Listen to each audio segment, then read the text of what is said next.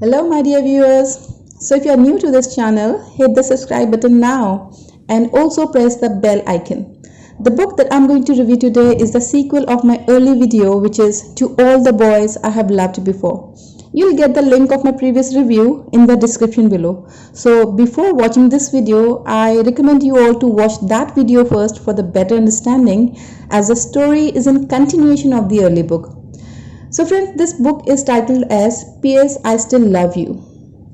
So as usual, let's catch up with the story first.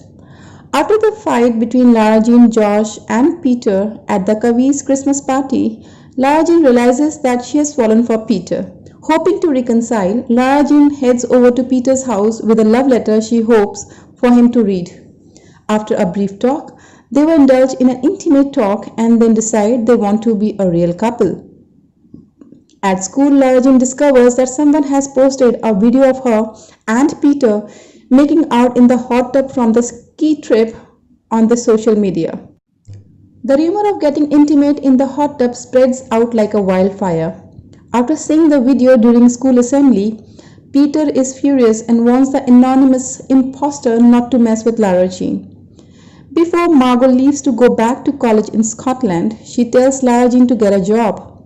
Taking Margot's advice but not wanting to work at the hospital gift shop like her dad suggested, Lara Jean makes up a story on how she is volunteering to start a scrapbooking class at the Bellevue retirement home.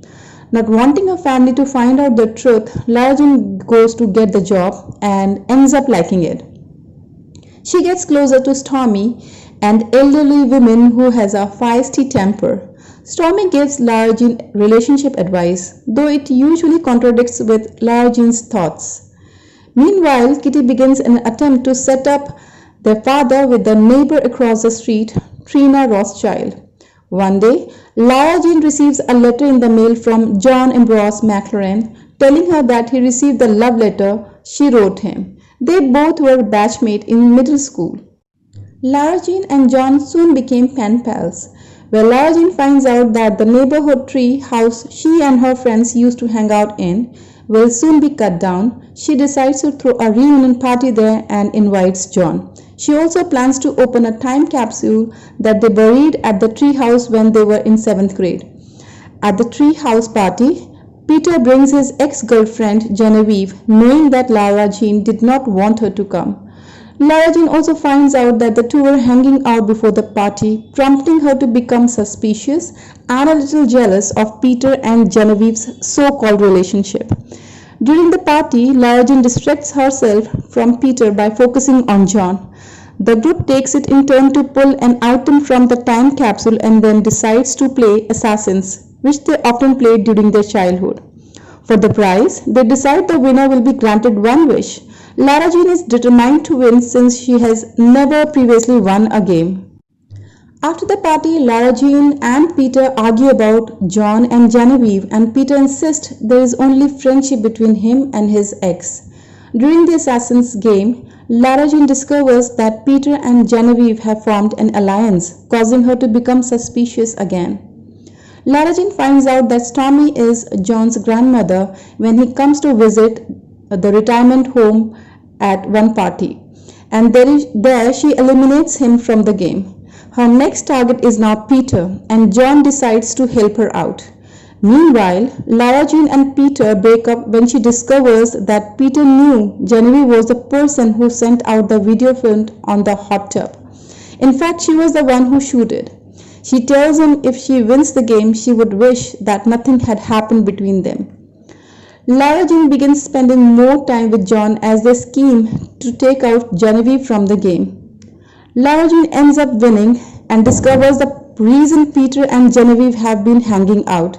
She finds out that Genevieve confided in Peter about her father's affair with a younger woman. Lara Jean meets with Peter at the tree house the night before it is to be cut down. She tells him her wish is for things to go back to the way they were between them, and Peter confesses his love for her at the end of the story. Friends, the second installment in Netflix 80s style is all about teen romance trilogy. The third and the last book in this series is Always and Forever, Lara Jean. I would recommend you all to read all three. Let's talk about this book in particular. This book more or less portrays a somewhat mature Lara Jean, where she understands the foundations of a person's life and how it is not always necessary to be able to move on from a person you once deeply cared about. The better part of this book happens outside of Lara Jean and Peter predicament. Dr. Kavi, finally moving on with his life after the death of his wife, Lara's mother, is heartwarming. Also, Margot and Josh moving on gracefully when it is not working for either of them. There are so many takeaways, such as how to tackle the situation so elegantly and coming out of it while keeping the head high, where the chances are that it will shatter you into pieces.